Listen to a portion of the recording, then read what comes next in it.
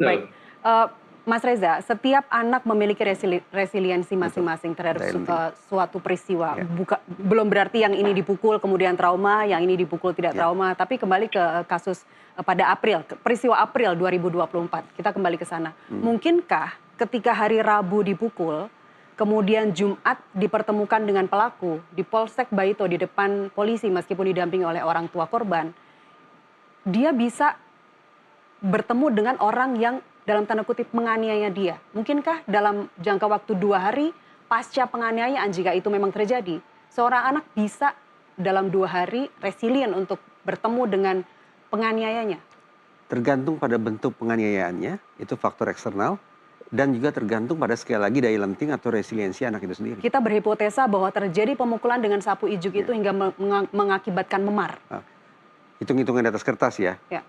Secara umum ketika seorang anak disakiti, apalagi dengan menggunakan sapu misalnya, yang kita bayangkan adalah pantas bagi anak ini untuk mengalami semacam, sebutlah istilah populernya tekanan batin. Tapi tekanan batin di dalam psikologi bukan hitam atau putih, tertekan atau tidak tertekan, tidak. Mereka sebuah spektrum, mulai dari yang putih sampai yang hitam legam. Yang hitam legam kita sebutlah sebagai trauma, yang putih bersih kita anggap sebagai tidak ada persoalan apa-apa. Nah, posisi anak yang mengalami guncangan jiwa atau tekanan batin itu di sebelah mana? Kalau dia ternyata ada di wilayah yang katakanlah abu-abu, sedikit saja beringsut dari warna putih, maka hitung-hitungan di atas kertas bisa saja 2 hari setelah peristiwa dia tidak akan mengalami atau memperlihatkan adanya ekspresi-ekspresi takut atau ekspresi keguncangan lainnya. Seandainya kita berspekulasi bahwa dia hanya berada pada level katakanlah 2 langkah dari sisi putih. Jadi kita bermain sebuah spekulatif kan sesungguhnya ini. Kembali lagi, betul, tiap anak, tiap orang punya daya lentingnya masing-masing. Dan bicara tentang guncangan jiwa, ini bukan persoalan biner, bukan persoalan tertekan atau tidak tertekan, tapi sebuah spektrum. Anda sebagai orang tua, ketika misalnya anak Anda menerima perlakuan yang tidak semestinya dari seorang guru hingga memar misalnya, apakah 2 hari kemudian Anda memaksa anak Anda untuk ketemu dengan si penganiaya itu? Bisa jadi ya. Bisa jadi. Senyampang saya masih berasumsi bahwa ingatan anak saya masih baik, dan senyampang saksi masih berada di situ. Baik. Kemudian pertanyaan saya berikutnya adalah Ibu Supriani dan korban ini saling kenal. Begitu juga dengan guru-guru yang lain, mereka saling kenal. Kenapa kalau tidak ada insiden pemukulan itu, Mas Reza, mungkinkah si anak ini menyebut secara spesifik nama Ibu Supriani, bukan nama Ibu Lilis misalnya? Saya tidak tahu ada proses psikologi seperti apa di situ yang muncul. Di persidangan sempat ditanyakan tentang pertanyaan berulang. Barangkali itu berangkat dari situasi yang menurut penasihat hukum dianggap di mana orang tua korban ini menanyai anaknya secara berulang kali. Untuk menguji konsistenan dia? Barangkali. Saya sorot dari sudut pandang suggestibility. Bahwa anak merupakan salah satu kelompok individu yang memiliki suggestibility yang tinggi. Artinya anak rentan sekali untuk menerima sugesti, baik itu berupa iming-iming, intimidasi maupun tipu muslihat. Sampai kemudian ada istilah, ini yang saya lupa sampaikan di ruang sidang. Setelah sidang baru saya ingat. False memory paradigm. Paradigma ingatan yang keliru. Nah, false memory paradigm salah satunya ingin menekankan bahwa ingatan yang keliru, barangkali juga korban mengingat sesuatu secara keliru, dikarenakan apa? Karena pertanyaan yang berulang. Diulang-ulang. Salah kaprahnya otoritas penegakan hukum apa? Mereka acap kali bangga mengatakan, kami sudah melakukan pemeriksaan maraton. Seolah-olah semakin lama proses pemeriksaan dilangsungkan, kualitasnya akan semakin baik. Padahal seperti kurva normal, pada titik tertentu seorang terperiksa tidak akan lagi bisa merespons secara tepat sesuai kenyataan ketika dia sudah dalam kondisi letih, sudah pada waktu semestinya dia istirahat dan seterusnya dan seterusnya. Tapi penegak hukum tetap mengatakan kami sudah melakukan pemeriksaan maraton. Menjadi sebuah jaminan bahwa kualitas keterangan saksi adalah sangat tinggi, akurat dan lengkap. Seolah itu yang ingin dikatakan. Sebenarnya apa catatan Anda dari 6 kali sidang bergulir ini? Saya terus terang tidak menyimak dari satu sesi ke sesi persidangan berikutnya. Saya justru tertarik tentang seberapa jauh sesungguhnya pihak-pihak yang relevan atau pemangku kepentingan punya keterpanggilan hati untuk menyelesaikan cara-cara ini dengan yang pendekatan yang lebih beradab.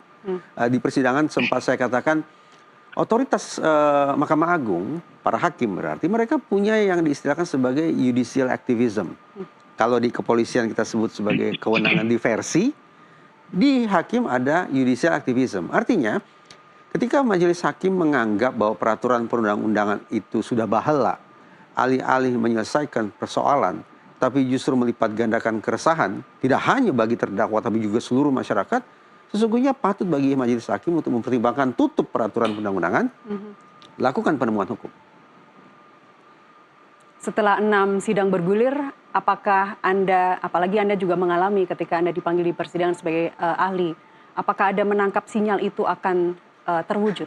Lagi-lagi berspekulasi. Saya memandang bahwa ketiga majelis hakim ini masih sangat muda, mudah-mudahan lebih terbuka pikiran mereka dengan khazanah hukum yang lebih progresif, dengan kontribusi ilmu-ilmu non-hukum bagi proses hukum, sehingga judicial activism menjadi sebuah kemungkinan. Ya. Mereka begitu, tadi ketika ada cross examination dengan dokter forensik, mempertanyakan mengenai kemungkinan sapu itu bisa mengakibatkan memar, bisa mengakibatkan luka terbuka, bisa mengakibatkan infeksi. Saya cukup yakin, Mas Reza, ada subjektivitas di situ bahwa akan ada keadilan, seadil-adilnya bagi para pihak. Pak Andri, sejauh mana Anda melihat bahwa potensi terjadi judicial activism akan terjadi untuk klien Anda? Ya, bahwa sesungguhnya hakim tentunya bahwa terhadap perkara ini dalam memutus perkara tentunya harus berdasarkan alat bukti yang sudah tersaji di persidangan. Minimal misalnya 2 alat bukti untuk menyatakan bahwa seorang tersebut memenuhi unsur untuk dinyatakan bersalah, ya. Jadi saya bicara pada konteks bagaimana putusan hakim nantinya, ya.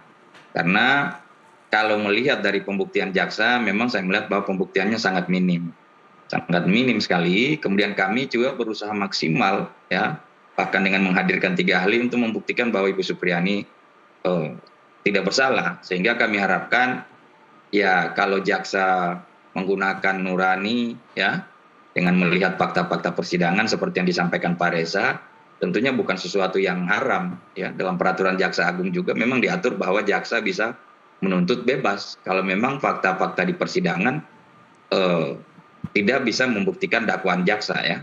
Sehingga kan kalau jaksa menuntut bebas, kami juga meminta bebas, hakim memutus bebas, berarti perkara ini selesai di tingkat pengadilan negeri, kan seperti itu. Ya, selesai. Apakah selesai itu artinya apakah Anda tidak jadi menuntut balik pihak-pihak yang telah melakukan kriminalisasi terhadap klien Anda?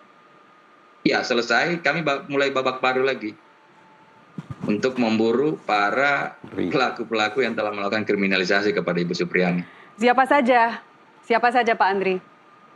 Ya, yang membuat perkara ini sampai maju ke persidangan tentunya ada dari pihak kepolisian dan kejaksaan. Saya itu selalu tergelitik dengan kalimat Pak Andri itu begini. Kenapa?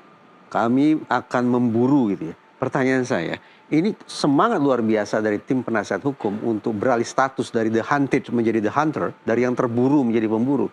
Itu sungguh-sungguh merepresentasikan suara hati Ibu Supriyani atau lebih sebagai sebuah ambisi tim penasihat hukum sendiri, ya? Karena sekarang all eyes on them, all eyes on kuasa hukum. Silakan dijawab Pak Andri, itu niatan Anda sendiri sebagai pengacara atau sebenarnya itu bisikan atau suara hati dari Ibu Supriyani? Ya, kami terakhir tadi di mobil kami bincang-bincang lah dari hati ke hati dengan suaminya dan Ibu Supriyani. Saya tanya bagaimana sih orang ini mendorong-dorong damai, ya. Mereka dalam bahasa yang sangat sederhana mengatakan, ya memang mereka tidak tahu sebenarnya apa yang kami alami, ya. Apa yang kami alami, seperti misalnya termasuk Ibu Supriyani juga, ya, yang waktu ditahan itu mereka tidak merasakan sakitnya. Sehingga mereka sempat menyatakan, seandainya mereka juga bisa merasakan seperti apa yang kami rasakan, ya. Misalnya tertekan, ya, mulai dari bulan 4 itu dilaporkan, bulan April, sampai kemudian Ibu Supriyani ditahan, itu tekanan mental dan tekanan batin juga, apalagi orang kecil seperti itu, mereka cukup merasakan. Sehingga mereka mengatakan, seandainya juga mereka bisa merasakan, ya, apa yang kami rasakan. Sehingga itulah bahwa kami sebenarnya mau memperjuangkan hak orang kecil, bahwa tidak semestinya harus diperlakukan begitu, dan orang-orang yang telah memperlakukan itu harus ada ganjaran, gitu, supaya ini menjadi pelajaran, ya, supaya menjadi pelajaran kita bersama bahwa perbuatan-perbuatan seperti itu tidak bisa cuma diselesaikan dengan pemaafan, harus ada pertanggungjawaban supaya tidak terulang, itu. Sampai sejauh mana Ya. Anda akan memburu, Pak Andri? Terus sekarang kan kami lagi memburu di etik ya, di etik. Di kejaksaan Kasipidum udah dicopot. Di etik oleh tim Propam Kemudian sedang berlangsung. Di Propam sedang lagi ada pemeriksaan ya, sedang ada pemeriksaan. Jadi proses etik kami sudah mulai, tinggal nanti kalau putusan ini misalnya Ibu Supriyani bebas, kami coba mengejar dari sisi pidana terhadap para pihak-pihak ini. Baik, ini adalah sidang terakhir kalau saya tidak salah, tidak Anda sebutkan. Sidang terakhir pembuktian ya, hari Senin kita akan ada tuntutan dari jaksa. Baik, amunisi apa yang Anda siapkan, Pak Andri? Ya, amunisi kami sudah sampaikan semua tadi di pembuktian terakhir, tinggal kami menunggu dakwaan jaksa, sambil juga kami lagi mempersiapkan untuk pembelaan. Baik, Mas Reza, apakah diperlukan inisiatif-inisiatif di luar pengadilan seperti dari pihak yang berseberangan, ada upaya untuk melakukan perdamaian meskipun kita tidak tahu secara pastinya apa narasi yang disampaikan hingga harus tanda tangan dan kemudian dicabut. Tapi apakah upaya-upaya di luar pengadilan itu masih diperlukan saat ini? Pertama, ngeri ya pengacara dari Kendari yang satu ini. Penasihat hukum para terpidana Cirebon saja tidak pernah mengeluarkan tekad membabi buta gitu, menggelegar seperti ini. Tapi luar biasa, luar biasa. Tapi kembali ke pokok persoalan, apakah ini hal yang harus kita anggap lazim? Sangat lazim. Di Amerika Serikat ketika terjadi police misconduct, ya berarti perilaku tidak etis misalnya dilakukan oleh otoritas penegakan hukum, masyarakat akan bisa melakukan gugatan. Tetapi organisasi kepolisian di Amerika Serikat misalnya, mereka untuk gantian, mereka mengupayakan langkah perdamaian, langkah kekeluargaan. Oke, kami bayar ganti rugi, tapi tanpa melalui mekanisme peradilan. Nah, saya bayangkan bahwa kalau praktek yang dilakukan oleh organisasi kepolisian di Amerika Serikat itu juga dipraktekkan oleh Polri di satuan wilayah setempat, jangan-jangan gantian mereka yang akan mencari Bu Supriyani. Menawarkan bagaimana kalau kita berdamai secara kekeluargaan. Kami akan keluarkan ganti rugi sekian rupiah, tapi tidak usah masuk ke persidangan. Terbuka tidak hati Pak Andri terutama terhadap tawaran atau ajakan untuk damai kekeluargaan itu? Dari kosakata yang beliau pakai, memburu segala macam, saya agak khawatir beliau akan gantian menutup pintu terhadap segala macam bentuk upaya perdamaian yang dilakukan oleh otoritas penegakan hukum.